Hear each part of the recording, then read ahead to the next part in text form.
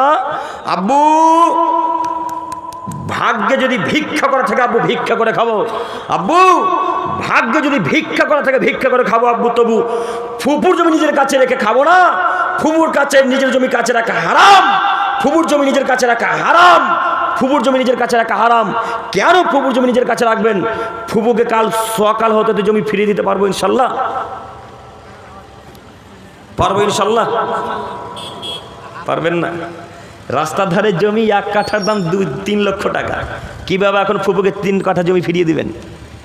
হ্যাঁ, আপনার বাপকে বলেন যে আব্বু ফুপুর জমি ফুপুকে ফিরিয়ে দিতে হবে, তোমার বাপ আপনার বাপ তখন আপনাকে এক পর্যায়ে বলবে, হ্যাঁ বাটা ইমানদার হয়েছো, মাথা বলে করে যাও, বাড়ি থেকে বেরিয়ে যাও, তোমার প্রয়োজন নেই। আপনার বাপ আপনাকে এই বলে তাড়িয়ে দেবে, তখন আপনি কি করবেন বলেন? আপনার বিদ্যা নেই, আপনার বিদ্যা কাজ করে, আপনার বাপের তো বিদ্যা কাজই করে না। এই জন্য আপনার বাপকে বলেছি মাথাতে যত গোবর আছে সব গোবর বের করে ফেলে দিয়ে মালদা হসপিটালে গিয়ে আবার মগজ ভরার চেষ্টা করতে হবে।